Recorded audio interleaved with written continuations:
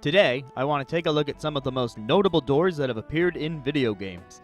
These are just a dozen that came to mind, and they're not ranked in any particular order, so be sure to let me know about your own favorite video game doors down in the comments. Hello, Ed Boys! Many doors, yes? Too much for couch potato Ed Boys like yourself.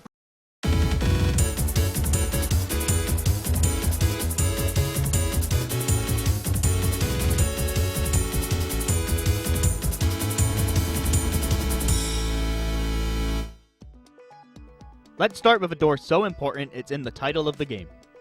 Paper Mario: The Thousand-Year Door is the follow-up to the original Paper Mario game. The game is considered by many to be an all-time great, and it's recently been reinvigorated by a remake on Nintendo Switch. Princess Peach has requested that Mario help her investigate a treasure map in the city of Rogueport. Upon arriving and dealing with some rough locals, a university student named Goombella and her advisor, Professor Frankly, guide him to Rogueport's underground, where the true nature of the map is revealed. When held aloft to the Thousand-Year Door, the map points the way to the Crystal Stars. And with the 7 Crystal Stars, one has the power to open the door and uncover a legendary treasure hidden inside. Mario races against a new faction of enemies in order to prevent them from misusing the power of the Crystal Stars. The door itself features an ornate design with a burgundy base and gold trim, including 7 star outlines arranged in an arch. These spots light up with each crystal star collected. To me, the center of the door's design is reminiscent of drapes or curtains, which is a running theme in the game since battles take place on a stage. In the Nintendo Switch remake, the new lighting makes the base of the door appear darker. The gold trim has increased iridescence, and the gold outlines of the crystal stars are absent. There are simply star-shaped hollows instead. There will be mild spoilers for the final chapter of the game ahead, so skip to the next chapter of this video if you wish to avoid them. What I appreciate the most about this door is the juxtaposition between its fanciful appearance and the manner in which it opens in the final chapter. By this point in the game, Mario has learned the true nature of what lies beyond the door and why he needs the crystal stars. Upon bringing all 7 to the door, it does not majestically reveal the treasure, but it instead cracks under the pressure of a growing dark power that is barely able to be contained any longer. An ominous vortex appears to greet our heroes, and the stage is set for the Palace of Shadow. Next up is a door that doesn't have much importance to the narrative, but that I find to be an interesting feat of engineering. In Sonic Adventure, one zone you'll visit on some of the characters' campaigns is Casinopolis Zone. To access this level, you'll need to get your character to press a button on the venue's marquee. How did the people behind this building's construction devise this mechanism? And also, why? In a world filled with creatures capable of flying or climbing up to the button, it doesn't seem like the most secure measure. And what if someone just threw a rock at it or something? Regardless, it made for an iconic set piece when I played Sonic Adventure GX in my childhood. I want to give a quick honorable mention to the entrance to the Chow Garden on the Egg Carrier. It's absurdly funny to me how access is granted through the use of a giant keypad on the floor, and even more so that if you check all the info monitors around the ship, one of them outright tells you the password, which is just Eggman. Funny how he set the password to the nickname Sonic gave him, and not his actual name of Robotnik. Now on to a more modern example of a video game door. In Persona 3 Reload, the development team added a number of new features to the Persona 3 experience to make it more streamlined. One such feature shows up after you've spent some time exploring the game's defining area, Tartarus. For those uninitiated, Tartarus is a dungeon consisting of procedurally generated floors. The characters often return to this dungeon, chipping away at reaching the top of the tower. In the original Persona 3 game, upon reaching the top of Tartarus, you would gain access to the Monad Depths. It served as a good spot for late-game grinding since the enemies within were much higher in level. However, in Persona 3 Reload, the concept of fighting stronger enemies in Monad was more integrated throughout the game. The player can encounter a Monad door on almost any floor in Tartarus at random. If the door appears at random, the player must enter it before leaving the floor, or else it will disappear, thus creating a sense of risk and reward.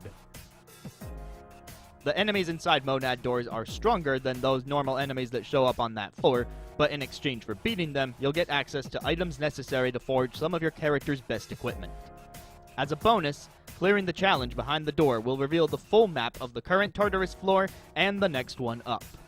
At a certain point in my own playthrough, I got confident enough in my abilities that I would never pass up the opportunity to go inside. While Monad doors will appear at random, there are certain checkpoints in Tartarus at which you'll find an entrance to the Monad Passage. These entrances do not disappear, and you'll need a certain major arcana card from boss fights in order to access them. Inside each passage is a set of multiple battles, as opposed to the individual battles behind the auto-generated Monad doors. I would always try to beat all the encounters in the passage consecutively to save on in-game days spent in Tartarus, but the game does give you the option to back out of the Monad Passage, and if you do, any encounters you already finished will remain finished when you're ready to delve back in. Looking at the design of the door, there's a clear attempt to contrast the largely blue aesthetic of Persona 3 and also convey the danger lying within, hence the choice of a glowing red color. The outside of the doorway is built out of stalagmites, which gives it the look of a castle or fortress. At least that's the case on the lower floors of Tartarus. As you ascend, the environment changes appearance, and the Monad door designs follow suit. The player's eye will most likely be drawn to the pattern of concentric circles in the door's center. While I can't claim to know the game designer's intentions, I can speculate that these connected circles are meant to convey how the inside of the Monad door is a winding pathway. You have no access to a mini-map inside the Monad doors, and the characters state that it could be easy to get lost inside. Though I, as the player, can't recall ever struggling at navigating the Monad passages, they seemed very linear to me, but I suppose it was more about setting a tone and trying to instill some fear for the challenges that lie within. On one final note, have you ever thought about how Monad is just one letter away from... Now let's take a trip to the past. Super Mario 64 is full of doors which Mario has to unlock using the power of the stars, or a key dropped by the big bad Bowser himself. But for this video, I want to focus on the most iconic one of the bunch. In the basement of Peach's castle, Bowser waits for his second encounter with Mario behind a pair of sliding doors. According to the game, it will take the power of 30 stars in order for the door to open. And a player could certainly go about finding 30 stars to open this passage to Dire Docks and the Fire Sea. But what lands this door in this video is how it enables the 16-star speedrun. There's a rabbit running around the basement floor of the castle.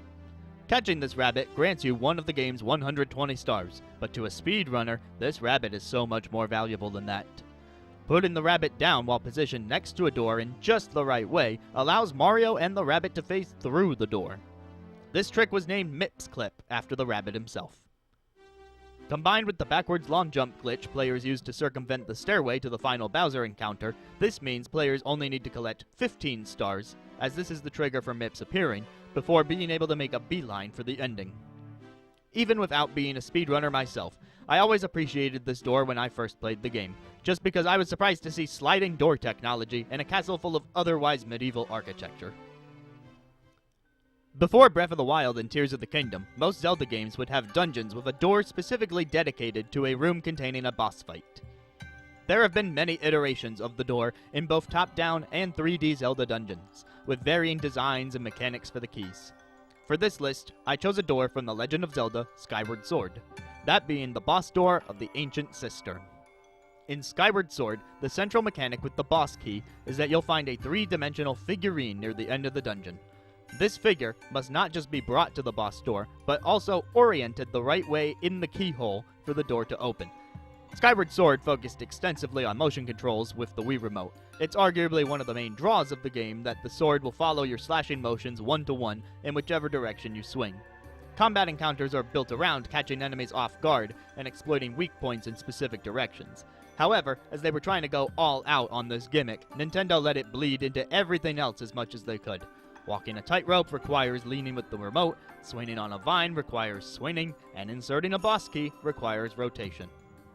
In the case of the Ancient Cistern, the door takes the appearance of a lotus flower on a lily pad, matching the features of the dungeon up to that point. I personally find it to be the nicest looking boss door in the Zelda franchise to date. I'll give a quick honorable mention to the boss door on the Sand Ship, which had my favorite key, but since I don't think the door looks as nice with the key inserted, I went with the Ancient Cistern instead. While we're on the subject of doors that I think win for style points alone, I have to introduce my next entry, the gate to Helheim from Hellblade Senua's Sacrifice. This door is where Senua's journey truly begins. You'll have to navigate the outside area a bit at first, but upon entering this door, the stakes are set. Senua knows going into this door that her quest is risky, and that she might very well die trying to complete it. When I played the game for myself, there was nothing scarier than the initial confrontation inside, only to find out that if Senua falls in combat too many times, all progress will be lost.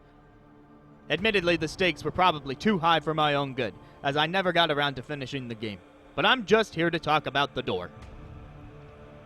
There's a ton of imagery packed into the door's design. However, I'm not a buff in Norse mythology, and I don't want to steal someone else's speculation about what it all symbolizes. So, in the description of this video, you'll find a link to a Reddit post on our Hellblade that breaks the door down much better than I could ever hope to. That said, even as a casual player, I can still appreciate the detail and beauty. The next door on this list is a pretty ordinary door, all things considered, but it ends up having huge significance to the plot at the end of the original Phoenix Wright trilogy. There will be spoilers for Phoenix Wright, Ace Attorney, Trials and Tribulations in this section, so skip to the next chapter of this video if you wish to avoid them. I'm going into this explanation assuming you have some context for the mechanics of Phoenix Wright games. If I explained everything, the segment would take up too much time. Phoenix, after being prodded by Pearl, brings Maya up to a temple on a mountain for some advanced spirit channeling training. But of course, in true Phoenix fashion, his arrival coincides with a murderous plot. Maya ends up separated from most of the other characters as she trains in isolation, but the bridge connecting her location to the main temple is struck by lightning, causing it to burn down. An uncomfortable amount of time passes before the bridge is repaired and you can check on her safety. But nothing can prepare Phoenix for what he's about to see. The door to the chamber where Maya was training has been chained up by a lock that is oddly reminiscent of the Psyche locks. What's worse, before the group can figure out how to open the lock, 4 more get added on. With no knowledge of what happened to Maya, you arrive to the chamber where she's supposed to be residing and have to wonder, who put up the locks? Why lock Maya in the chamber? Is she still alive inside? Will the whole chamber collapse in an earthquake? Because yes, those are actively happening at this point in the story too. I'll never forget the image of this ordinary door, contained by 5 Psyche locks. The tension of the situation seared it into my memory, and it's one of the many elements that make the final case of Trials and Tribulations a compelling finale to the original Phoenix Wright trilogy. I'm sorry to keep you waiting for this particular entry. In Kid Icarus Uprising, every stage starts in just about the same way. From a black void, Pit runs on screen. A doorway opens, and he is given his temporary power of flight to start his next mission for Palutena. We don't ever see much of the door itself, as it's cloaked in darkness, but the arched entry leading directly into the skyscape can create some magnificent views. This door landed on the list simply because of how impressive it is that Palutena can create this door in just about any location and in midair. Pit entering the doorway is actually the image used for the Kid Icarus Uprising AR card for the power of flight. Scanning the card gives you in-game currency and access to the idol of the same name. For those who haven't played Uprising, idols are like trophies from the older Smash Bros. Games. Its description reads, Palutena's divine power keeping Pit aloft during his air battles. Because Pit can't actually fly, Palutena controls the flight path and destination, ensuring he lands before the power's roughly 5-minute time limit expires and Pit falls. For AR battle mode, its HP is 400, attack is 80, and speed is 150. I suppose it makes sense to have a high speed, given that Palutena must quickly guide Pit to a safe destination before his 5-minute power expires and he falls to his doom. If Paper Mario wasn't the first door you thought of when clicking this video, then the next one probably was. But for obvious reasons, I wanted to make it the 9th entry on the list. The Zero Escape series began with a game titled 9 Hours, 9 Persons, 9 Doors. The games in the Zero Escape series each focus on a scenario in which a group of people are trapped in a location and must follow the rules of a game in order to earn their freedom. For the first entry, 999, the characters play the Nonary game, and freedom is promised if they can get through a door with the number 9 on it. While there is also a number 9 door in the sequel, Virtue's Last Reward, I'm focusing on the original door 9 for this list. It is the amalgamation of every escape room you solve and every decision you make. The door itself has a relatively simple visual design, but it does deliver a creepy contrast between the pristine white of a chapel and the bloody red splattering of the number 9 painted onto it. Side note, was the number painted before the door handles were installed, because it kinda looks like the right handle should have more of a stain on it? I won't be spoiling what lies behind the door, so you should go find out for yourself how the mystery unfolds by playing the game. Kirby is no stranger to doors. You'll encounter many of them, no matter which of his games you play. Since very early on, the entryways have been adorned with stars. At some point, doors became color-coded such that red stars marked rooms you could come back from, while yellow stars were one-way exits. Starting with Kirby's Return to Dreamland, the door marking the end of the level received its current gold-framed design, topped with stars and a pair of wings. The gold door, in all its glory, will lead you to the goal game, which varies depending on the Kirby game, but will allow you to pick up some extra lives. While the gold door is impressive enough to apparently warrant a PVC statue release, it's not the door I'm putting on this list, though you can consider it an honorable mention. The best door in the Kirby series to me is the moon. If you see the moon in a Kirby game, you should press up on your control pad to enter it. Inside are the most plentiful rewards that the game can offer you, which is really just an increased amount of HP recovering food, in-game currency, and lives, but there's always a nice atmosphere inside these secret rooms. This Easter egg is a long-running staple that you might not know about unless you've played for yourself or learned through the osmosis of pop culture. Sometimes, the moon will double as an entrance to another Kirby series secret, the Hell Room, so next time you find yourself on an adventure with the pink puffball, do remember to shoot for the moon. Before I cover the last 2 entries on this list, I want to give one giant spoiler warning. The final doors I will be talking about appear at the end of their respective games, so you may wish to check the video chapters to decide if you're okay with watching further. If you wish to back out of the video at this point, thank you for watching. At the end of Xenoblade Chronicles, Shulk and his crew have to face one final trial to fight for the future they envision. Their final fight lies at the top of Prison Island. At this point in the game, the characters have new context for the area and the enemies that lie within. The path to the top they took previously is blocked off, so a new portion of the area opens up. It's worth noting that those who inhabited Prison Island were giants, and they needed a door that matched their size. After a silent approach, a giant stone door slowly opens before our heroes. The theme, "The End Lies Ahead," swells in a synchronized fashion with the door, thus setting the stage for a palace of epic proportions. And I mean that literally. All the furniture is in proportion to the giants who live there. The spectacle of seeing multiple layers peel back to reveal a grand staircase, while statues of griffin-like creatures stare out and the orchestra crescendos, made this one of the first doors I decided to put on this list. The design of the door strikes me as a symbol of the dragon that lies deeper inside. The many layers reminded me of its scales, while the spikes pointing inward would be its claws waiting to rend your flesh. There's also an overhang which I think has an outline similar to that of a dragon's head.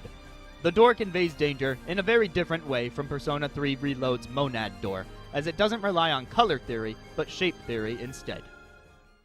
Hey guys, did you ever notice how Monad is one letter away from Monado?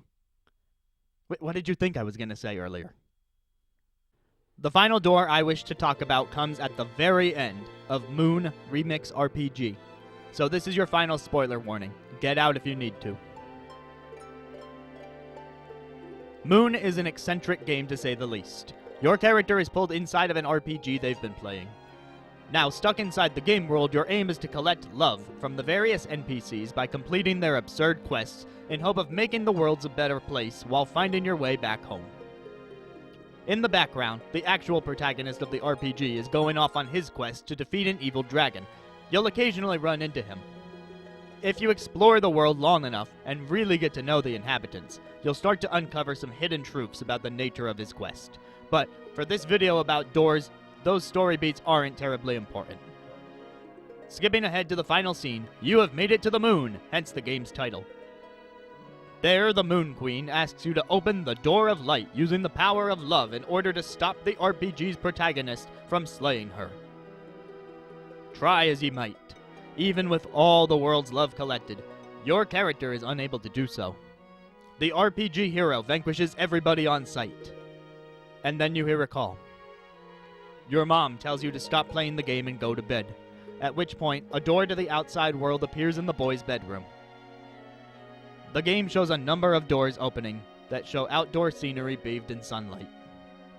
It turns out this was the door that could only be opened by one who wants to go out into the world and show it love. And now that this video is just about over, what say we go and open that door ourselves, and maybe we'll meet back here in the future. Like the video and subscribe to get a better idea of when that will be. Thanks for watching.